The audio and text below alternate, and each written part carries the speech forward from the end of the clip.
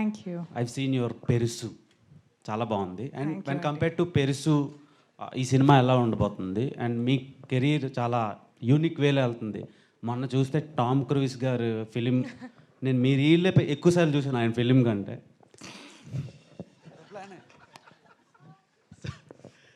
So ఆయనకు చెప్పకండి. అది నాకు ఒక చాలా డిఫరెంట్ అనిపించింది అండి. ఈ ఫిలిం ఎలా ఉండబోతుంది, మీ కెరీర్కి ఎలా ప్లస్ అవుతుంది? అండ్ ఓన్లీ అలాంటి కైండ్ ఆఫ్ ఫిలిమ్స్ అయినా ఏమైనా రొమాంటిక్ ఫిలిమ్స్ కూడా చేసే ఆలోచన ఉందా? నేను ఆనెస్ట్గా చెప్పాలంటే నేను చాలా షూర్గా ఉన్నాను that this film will be my pride and joy in the long run. Because Vijay నిజంగానే డెబ్యూ లాగా అనిపించదు. అంటే ఫస్ట్లో కొంచెం అనిపించింది అనుకో షూట్ చేసేటప్పుడు, మరీ అసలు ఏమి రాదు జోకింగ్.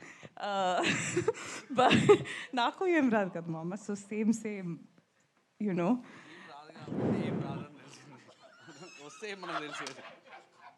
నేను చేసిన దానికంతా నువ్వు క్రెడిట్ తీసేసుకున్నావు కదా. ఇప్పుడు నేను బాగా చేయకపోయినా నువ్వు చేయించావు అనుకుంటారు. సో అక్కడ కమిట్ అయిపోయావు నువ్వు.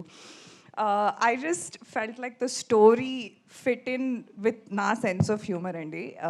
తింగర్ అని చెప్పారు కదా, కొంచెం మొత్తం స్టోరీ కూడా తింగరగా ఉంటుంది. And the cost also was fantastic. And నాకు ఒక మంచి లెర్నింగ్ ఆపర్చునిటీ లాగా అనిపించింది. అండ్ తీసుకున్నారు కాబట్టి చేస్తున్నానండి. మీరు ప్రమోషన్కి వెళ్ళారు కదా, మిషన్ ఇంపాసిబుల్ టామ్ క్రూజ్, ఇక్కడికి ఏమైనా తెచ్చే ఛాన్సులు ఉన్నాయా మీ సినిమాకి? ఎవరు? టామ్ క్రూజ్ అండి. అంటే నిన్నే ఫోన్ చేశాను టామ్కి, కొంచెం బిజీగా ఉన్న తర్వాత ఫేస్ టైం చేస్తా అని చెప్పాడు. ఓకే టామ్ అని. భయ్యా నీకు నాకు కాదు, టామ్ భయ్యా. సో నో అండి. I you seriously asking me? I hope yeah okay.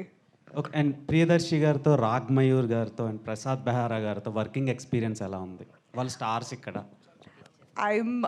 I'm a huge Darshi fan. I think he's a fantastic actor అని చెప్పమని చెప్పాడు. సో అందుకనే ఫస్ట్ ఫినిష్ చేస్తున్నాను. But no, he's truly an incredible actor. Raag, Vishnu, Prasad on camera ఏం చూస్తారో off camera exactly same ఉంటారు. But maybe ఇంకా 10 రెట్లు ఎక్స్ట్రా తిక్క. So I really enjoy working with them. And for a long time ఇది నా ఫేవరెట్ కాస్ట్ అండ్ క్రూగా ఉంటుంది అని నేను అనుకుంటున్నాను. డైరెక్టర్ గారు, సో అనుదీప్ మీరు కలిసి ఉన్నాను అన్నారు, కలిసి డిస్కస్ చేశాను. మీ పైన ఆయన ప్రభావం ఎంత ఉంది, సినిమాలో ఆయన ఇన్వాల్వ్మెంట్ ఎంత ఉంది? ఆల్వేస్ అనుదీప్ ఒక వెల్ విషర్ అండి. సీన్ బాగున్నా కూడా నాకు ఒకసారి పంపి నేను చూస్తూ ఉంటాడు. మామ మంచిగా ఉంది అన్నా కూడా ఒప్పుకోడు, అంత వెల్ విషర్. సో స్క్రిప్టింగ్ అంతా నేనే కంప్లీట్ చేసుకున్నా కూడా ఒక బ్యాక్ బోన్లాగా ఆల్వేస్ సపోర్టింగ్గా ఉంటుండే యాజ్ ఎ ఫ్రెండ్గా. సో తనే కాకుండా ఉన్నారు అందరు ఫ్రెండ్స్ అందరు కూడా హెల్ప్ చేస్తుంది. ఆయన ప్రభావం స్క్రిప్ట్లో మీద అలా ప్రభావం ఏం లేదండి, ప్రభావం ఏం లేదు నా మీద. అంది అంటే ఆ జోక్ తను రాసే ఏవైతే ఉన్నాయో అది రీచ్ అవ్వాలన్న దాంట్లో ఉంటుంది. ఆ లెవెల్లో రాయాలనే ఒక ఇన్స్పిరేషన్ అయితే ఖచ్చితంగా ఉంటుంది. సో అలాంటి ప్రభావం ఉంది ఖచ్చితంగా. కనిపిస్తాడా అనుదీప్? బై గాడ్ గ్రేస్ అండి, ఇంకా తీయలేదు. Vijay sir hi sir. Hi. జనరల్గా ఒక కథ నిర్మాతకు చెప్పినప్పుడు నిజంగా ఇంటెన్షన్ ఉంటుంది, కొంత సీనియర్ ఉంటుంది. అయితే 10 నిమిషాలకే నువ్వు పారిపోయిన తర్వాత మళ్ళీ ఎలా వచ్చావు? అంటే సార్ లోపలికి వెళ్ళేసరికి గాడ్ ఫాదర్లా కూర్చున్నారండి. ఆ పెద్ద హాల్, అక్కడ కూర్చున్నారు. ఫస్ట్ టైం అరవింద్ గారిని చూస్తున్నాను నేను. అప్పటికే ప్యానిక్ అయిపోయినా. అంతకుముందు కొంచెం యాంగ్జైటీ ప్రాబ్లమ్స్ కూడా ఉంటుండే. సో కొంచెం ఇబ్బంది అనిపించింది. సో సార్ చెప్పి మళ్ళీ తర్వాత నేను వచ్చి మళ్ళీ నేరేట్ చేస్తా అని చెప్పేసి అన్నా. సో ఆ తర్వాత వాసు గారికి చెప్పడం జరిగింది. చెప్పిన తర్వాత వాసు గారు అరవింద్ గారికి చెప్పడం జరిగింది. ఓకే గో హెడ్ అని చెప్పేసి చెప్పడం అన్నా. ఆ తర్వాత నుంచి స్టార్ట్ చేశాను అనమాట. ఒక బ్యానర్తో ఓ దర్శకుడు ఎన్నో బాధలు పడి కష్టాలు పడి చెప్పుకుని ఒకరినే ఒప్పించడం చాలా కష్టం. అట్లాంటిది 4 బ్యానర్లు, పైగా బన్నీ వాసు ఫస్ట్ టైము బయటకు వచ్చి అంటే చేస్తున్న సినిమా ఇది సపరేట్గా. బీవీ బన్నీవాసు బ్యానర్ పెట్టి సపరేట్గా. సో మాకు ఎట్లా హ్యాండిల్ చేసి చేయడం? ఒక 4 సినిమాల ఎక్స్పీరియన్స్ వచ్చిందండి. 5th సినిమా స్టార్ట్ చేస్తాను నెక్స్ట్. బాగుందండి యాక్చువల్లీ, అలా అని కాదు.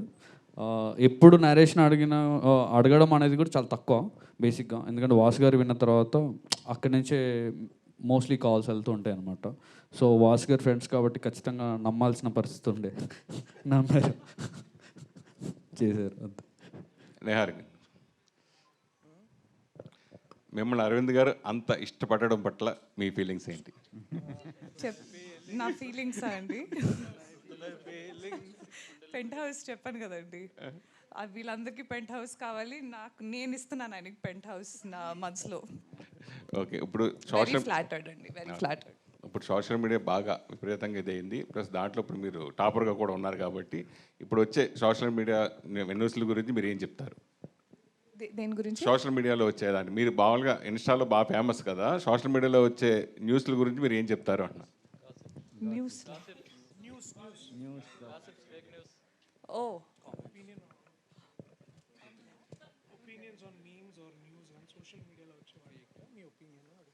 నా గురించా లేకపోతే just in general?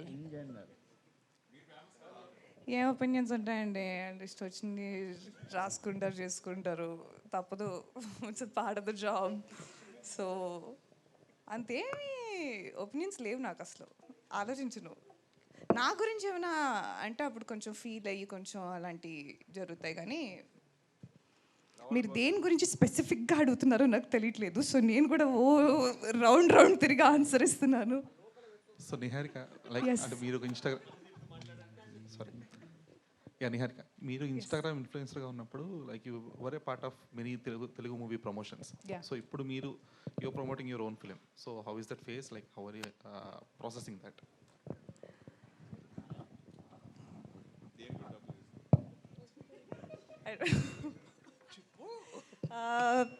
Very full circle moment అండి. చిన్నప్పటి నుంచి సినిమాలు చూసినప్పుడు, ఒక థియేటర్లో కూర్చొని చూసినప్పుడు ఐ ఫీల్ లైక్ నేను చూసిన heroines are the lead actresses never look like me. So I never felt represented on screen. లేకపోతే నా అంత సీన్ లేదనుకునే దాన్ని. So it feels like a dream.